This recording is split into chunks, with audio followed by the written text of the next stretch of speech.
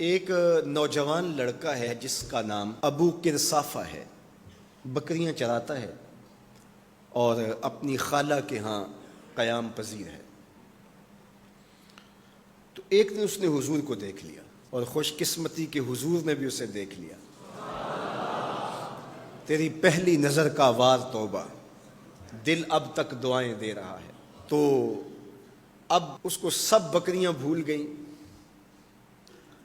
وہ بکریاں لاتا ہے اور چراگاہ میں چھوڑتا ہے اور آ کے حضور کی مجلس میں بیٹھ جاتا ہے۔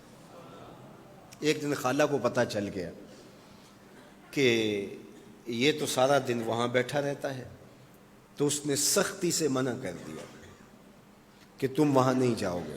اب ایک دن تو کاٹا، دو دن کاٹے، لیکن برداشت نہیں ہوتا۔ آ کے اپنی ماں کو اور خالہ کو بٹھا کے ابو کرصافہ کہنے لگے، نوجوان لڑکا ہے، کہ میں تمہاری بات مان لیتا ہوں، نہیں جاؤں گا، لیکن ایک بات تم میری مان لو۔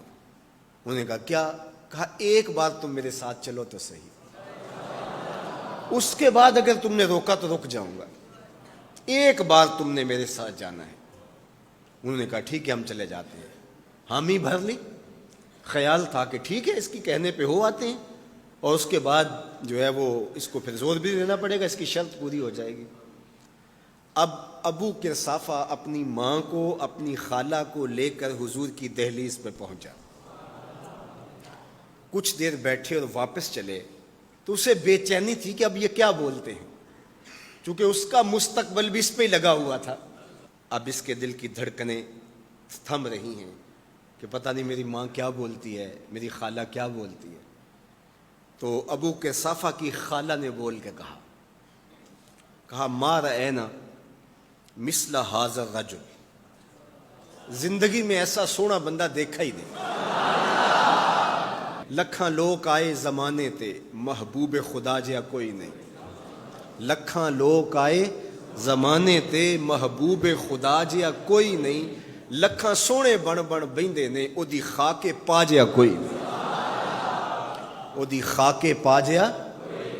اور اعظم چشتی مرحوم ساری زندگی حیرت میں گزار دیتے ہیں اور لکھتے ہیں کہ سمجھا نہیں ہنوز میرا عشق بے ثبات، سمجھا نہیں ہنوز میرا عشق بے ثبات۔ تو کائنات حسن ہے یا حسن کائنات؟ تو کائنات حسن ہے یا حسن کائنات؟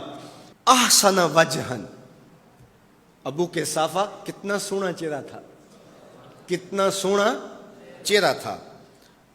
ولا انقا ثوبن، اور جتنے سونے کپڑے تھے اتنے سونے کپڑے بھی کسی کو پہنے ہوئے نہیں دیکھا۔ اور تیسری بات فرمایا ولا الین کلامن، جتنی میٹھی باتیں کرتا تھا، شہد ٹپکتا تھا اس کے لہجے سے۔ اللہ اکبر، اس کے لہجے سے شہد ٹپکتا تھا۔ تینوں سینے دی میں ٹھنڈ آکھاں، شہد گلاب تے کھنڈ آکھاں، تینوں نبیاں دا میں لاڑا آکھاں، تیرے ہجر دے وچ میں ہاڑا آکھاں۔